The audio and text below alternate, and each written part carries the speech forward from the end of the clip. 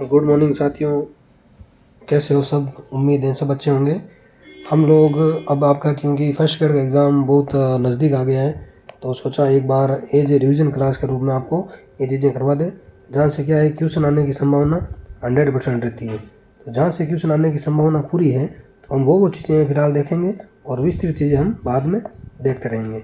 तो आज अपनी बारी है किसकी? कहानी की। किसकी बारी है? कहानी की। मतलब आपको कौन कौन सी कहानी है कम से कम पढ़ के जाना है, तो आपका क्वेश्चन गलत ना हो। ठीक है साथियों, तो शुरू करते हैं हम कहानी से। तो कहानी का उद्भव पूछ ले तो कहानी का उद्भव हुआ है द्विवेद युग से। कहानी का उद्भव कब हुआ है?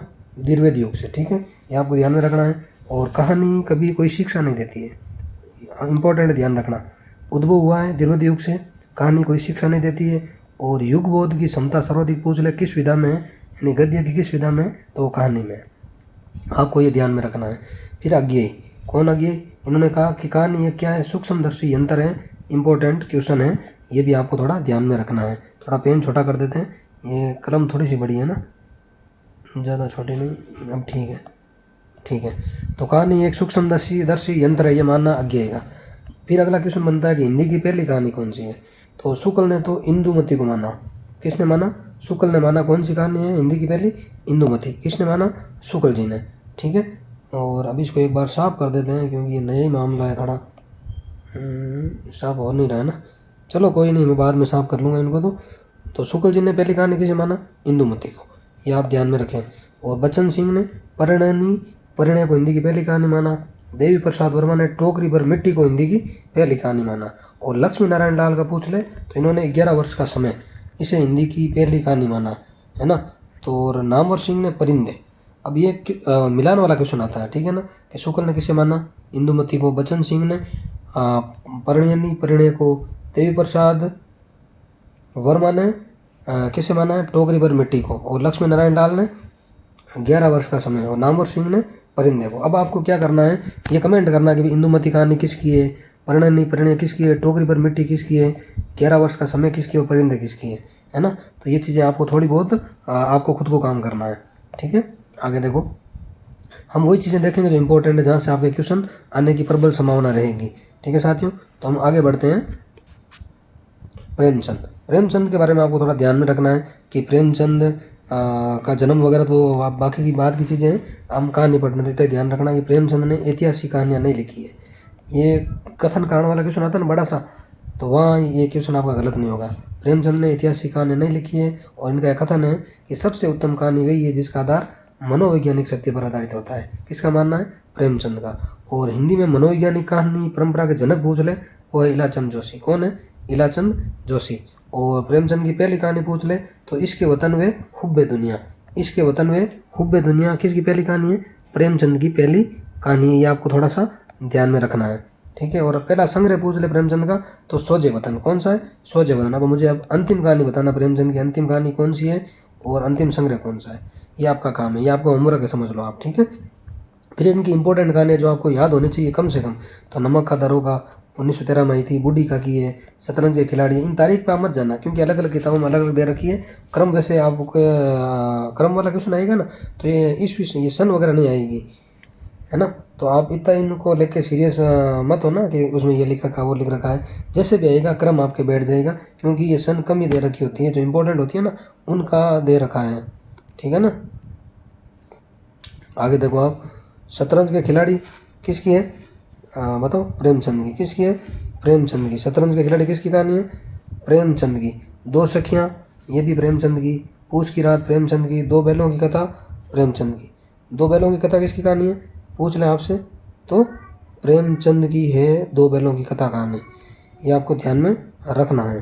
ठीक है साथियों, और इसके बाद ठाकुर का कुआं, ये प्रेमचंद की है। ईदगाह भी प्रेमचंद की है। नशा प्रेमचंद की। कपन 1936, ये प्रेमचंद की है। तो ये इंपॉर्टेंट कहानियाँ, ये कहानी आपको कम से कम मेरे हिसाब से आपको आनी चाहिए। बाकी ज़्यादा आपको नहीं भी आए तो भी चल जाएगा। तो ये कहानी आपको मेरे हिसाब से आनी चाहिए क्योंकि ये इंपॉर्टेंट कहानियाँ हैं। आगे बढ़ते हैं हम अब। एक बार वापस देख लो, प्रेमचंद इंपॉर्टेंट है। प्रेमचंद ने ऐतिहासिक कहानियाँ नहीं लिखी, ध्यान में रखना है। और सबसे उत्तम वही कहानी जो मनोवैज्ञानिक सत्य पर आधारित होती है। हिंदी में मनोवैज्ञानिक कहानी परंपरा के जनक इलाचंद जोशी है। पहली कहानी प्रेमचंद की इसके दुनिया में हुब्बे वतन। पहला संग्रह पूछ ले तो सोजे वतन। पहला संग्रह कौन सा है?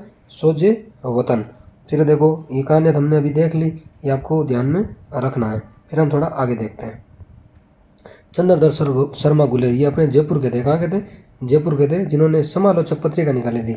आपको पता हो तो कौन सी पत्रिका निकाली? समालोचक पत्रिका निकाली थी चंद्रधर शर्मा गुलेरिया ने। इनकी कहानियों का क्रम भी पूछा जाता है और इम्पोर्टेंट है, और ऐसा भी क्वेश्चन आता है कि निम्न में से कौन सी चंद्रधर शर्मा गुलेरिया की कहानी नहीं है। तो सब तरह से ये क्या है? इम्पोर्टेंट है। कौन? ये गुलेरी जी। तो सुख में जीवन गुलेरी की कहानी, बुद्धू का घंटा गुलेरी की उसने कहा था गुलेरी की कहानी है। ये आपको थोड़ा ध्यान में रखना है, और इसका हो सके तो क्रम भी ध्यान में रखना है। ठीक है साथियों।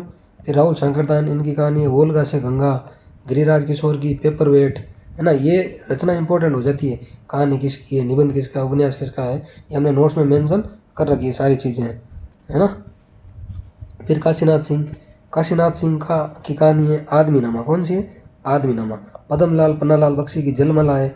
भगवती चरण वर्मा की इंस्टॉलमेंट और मोर्चाबंदी है। तो ये सारी कहानियाँ आपको ध्यान में रखनी है, और ये इंपॉर्टेंट कहानियाँ, ठीक है ना। ऐसा नहीं कि मैंने बहुत ज़्यादा कहानियों की बात कर ली है, नॉर्मल सी कहानियों की बात करिए, और ये मेरे हिसाब से आपको याद होना चाहिए, ठीक है ना, क्योंकि इंपॉर्टेंट चीज़ें हैं। फिर देखो आप जयशंकर प्रसाद की भी कहानियाँ कई बार पूछी जाती है। तो इनकी पहली कहानी पूछ ले, तो पहली कहानी ग्राम है, और अंतिम कहानी कौन सी इनकी? सालवती। किसकी? जयशंकर प्रसाद। ये छायावादी कवि थे। कैसे कवि थे ये? छायावादी। 4 कवि थे ना, छायावाद, प्रसाद, पंत, महादेवी और निराला। तो ये प्रसाद जी की कहानी है, ठीक है। तो छाया इनका है ना, इनका जो छाया संग्रह, इनका भी पहला संग्रह था, और हिंदी का भी पहला संग्रह है छाया। पूछ ले, हिंदी साहित्य का पहला कहानी संग्रह कौन सा है? तो छाया होगा। कौन सा होगा? छाया। पूछ ले जयशंकर प्रसाद का पहला संग्रह कौन सा है? तो भी छाया होगा। कैसे भी पूछे तो आपको ध्यान में होना चाहिए, और प्रसाद के संग्रह का क्रम इंपॉर्टेंट है, ठीक है। वैसे क्रम वाला क्वेश्चन अभी इन 2 सालों में नहीं पूछा है, फिर भी हमें तैयार रहना हर तरह से। कैसा भी क्वेश्चन आए हमें गलत नहीं करना है। इजी से इजी क्वेश्चन आ जाए या हार्ड से हार्ड क्वेश्चन आ जाए, तो हमें गलत नहीं करना है, ठीक है साथियों। तो आपको ये ध्यान में रखना है। पहला संग्रह इनका छाया, फिर प्रतिध्वनि, तीसरा आकाशदीप, फिर आंधी, फिर इंद्रजाल। ये क्रम ध्यान में रखना है। छाया पहला है और इंद्रजाल लास्ट में है। आगे देखो, ये 2 पत्रिकाएं हैं, थोड़ा आप ध्यान में रख लेना, क्योंकि कई बार पूछ ली जाती है। तो ऊपर भैरव प्रसाद गुप्त की नई कहानी पत्रिका और जगदीश गुप्त की नई कविता पत्रिका, ये इंपॉर्टेंट, थोड़ा आप ध्यान में रखें। फिर इलाचंद जोशी की कहानियाँ, खंडर की आत्माएं, डायरी के नीरस पृष्ठ, आहुति, सजनवा, दिवाली और होली। वो जो मैं यहाँ बता रहा हूँ सारी की सारी पूछ रखी है कहीं ना कहीं, और इम्पोर्टेंट है, बार बार पूछी जाती है। मैंने इन क्लासों को रिवीजन क्लास नाम इसलिए दिया क्योंकि ये क्वेश्चन बार बार पूछे गए हैं और आगे भी पूछे जाएंगे। तो आपको ज़्यादा लोड नहीं लेना है, 10-15 मिनट की क्लास होगी, आपको ये चीज़ें याद हो जाएंगी, ठीक है साथियों। आगे बढ़ते हैं। कहानी आंदोलन के प्रवर्तक, अच्छा क्वेश्चन आता है, मिलान वाला भी क्वेश्चन आ जाता है, और सीधा भी पूछा जा सकता है। नई कहानी आंदोलन जो 1956 में शुरू हुआ था, राजेंद्र यादव, मोहन राकेश और कमलेश्वर इसके प्रवर्तक थे नई कहानी आंदोलन में। नई कहानी आंदोलन की विशेषता पूछ ले तो इसमें आंचलिकता मिलती है, भ्रष्टाचार के बारे में भी मतलब इसमें इन कहानी में मिलता है, नए पारिवारिक संबंधों का भी चित्रण है, व्यंग्य की विडंबना भी नई कहानी में मिलती है। तो ये 4-5 विशेषता है, और ये भी क्वेश्चन आ रखा है। अगर हार्ड क्वेश्चन आएगा ना तो ये विशेषता वाला क्वेश्चन आएगा। आंचलिकता मिलती है, भ्रष्टाचार के बारे में भी कहानी में जिक्र हुआ है, नए पारिवारिक संबंध के बारे में बताया गया है, व्यंग्य विडंबना के बारे में भी नई कहानीकारों ने बताया है। ये ध्यान रखना, प्रवर्तक इंपॉर्टेंट है, ठीक है। नई कहानी के प्रवर्तक पूछ ले, राजेंद्र यादव, मोहन राकेश और कमलेश्वर, ठीक है। समकालीन कहानी या कहानी जो 1960 में आई थी, इसके प्रवर्तक थे गंगा प्रसाद विमल। कौन थे? गंगा प्रसाद विमल। किसके प्रवर्तक? समकालीन कहानी या कहानी। फिर सचेतन कहानी, इसके प्रवर्तक थे महीप सिंह। कौन थे? महीप सिंह। ये सन याद रखो तो अच्छी बात है, नहीं रखो तो भी कोई बात नहीं, ये प्रवर्तक जरूर ध्यान में रखना आपको, ठीक है ना। सचेतन कहानी 1964, महीप सिंह।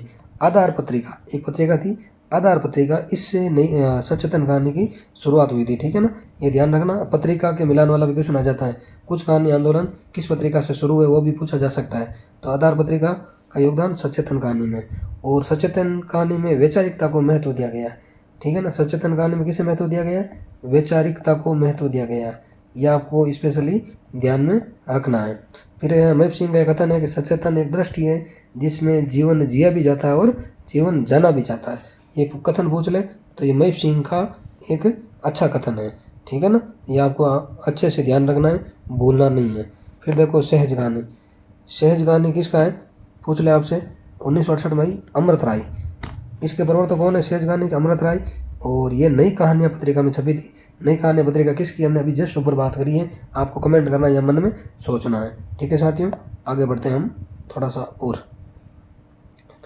फिर देखो समांतर कहानी, ये कब आई, 1968 में। कमलेश्वर ने इसके प्रवर्तक थे और सारिका पत्रिका का इस कहानी आंदोलन में बहुत बड़ा योगदान है। और समांतर कहानी में आम आदमी को प्रतिष्ठित करने पर बल दिया है, मतलब कहानियों में पात्र आम आदमी होते हैं वैसे पात्र बनाने की कोशिश करी है। ठीक है। फिर सक्रिय कहानी, इसके प्रवर्तक थे राकेश वत्स और मंच पत्रिका का इस कहानी आंदोलन में बहुत बड़ा योगदान है। और सक्रिय कहानी में चेतनात्मक ऊर्जा और जीवंतता की कहानी मिलती है। ठीक है। इस कहानी आंदोलन के समय जो भी कहानियाँ लिखी गई थी उसमें क्या मिलती है, चेतनात्मक ऊर्जा मिलती है और जीवंतता मिलती है कहानियों में।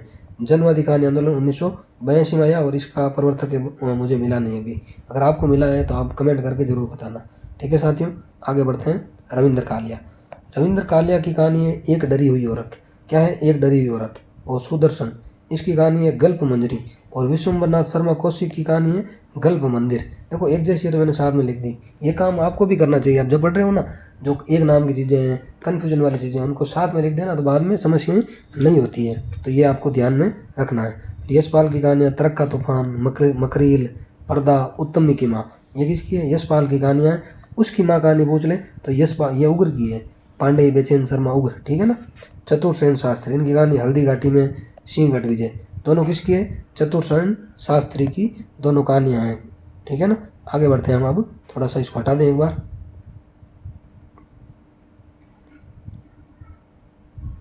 आगे देखो विश्वम्बरनाथ शर्मा कौशिक, अभी हमने बात करी गल्प मंदिर, कल्लोल और मणिमाल, ये इनकी कहानियाँ हैं। फिर शैलेश मटियानी की कहानियाँ पूछ ले, महाभोज है। शेखर जोशी की कहानी पूछ ले, कोशिका घटवार, हलवा, डांगरी वाले। ये महाभोज मनु भंडारी का उपन्यास है। ठीक है ना।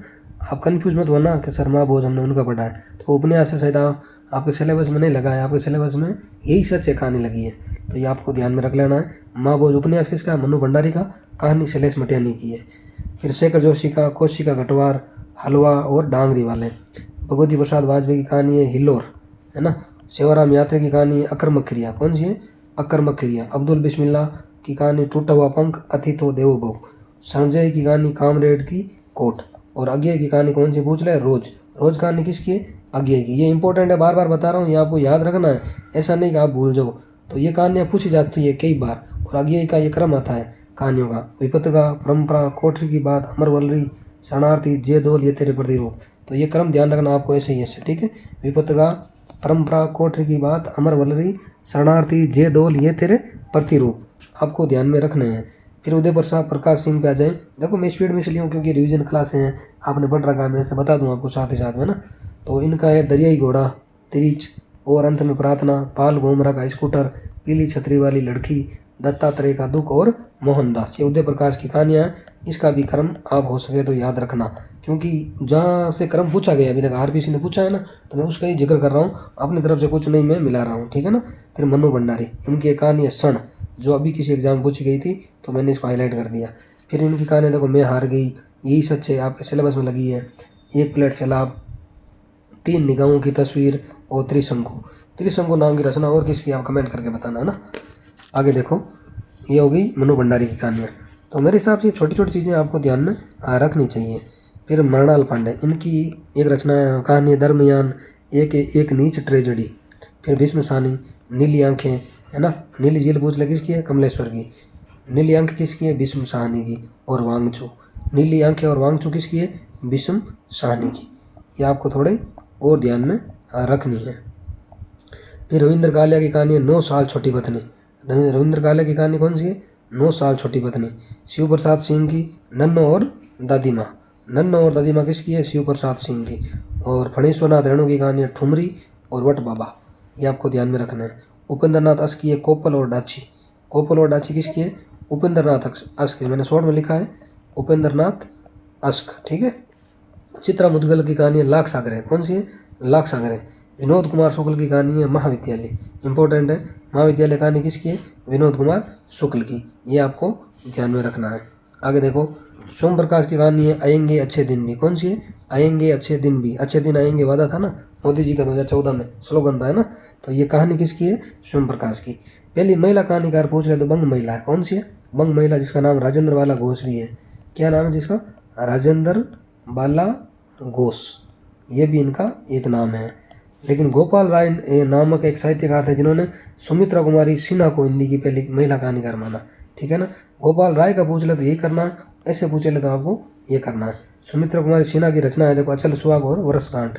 अचल सुहाग और वर्षगांठ किसकी रचना है? सुमित्रा कुमारी सिन्हा की। ठीक है, शिवानी की लाल हवेली, राजी सेठ की अंधे मोड़ से आगे, मेहरुनिसा परवेज की आदमी और हवा, इंदुबाला का कहानी बिना छत का मकान, मैं खरगोश होना चाहती हूँ। खरगोश क्यों होना चाहती है भाई, ये जाने, हमें क्या पता, हमें तो याद रखना है कि ये कहानी किसकी है? इंदुबाला की। ठीक है, नमिता सिंह की राजा चौक, नील गाय की आंखें, जंगल गाथा, निकम्मा लड़का। ये दो इंपॉर्टेंट, ये कई बार पूछी जा चुकी है जंगल गाथा।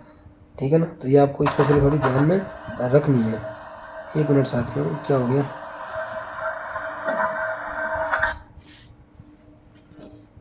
वन मिनट, ये ब्लंडर सा हो जाता है, पता नहीं।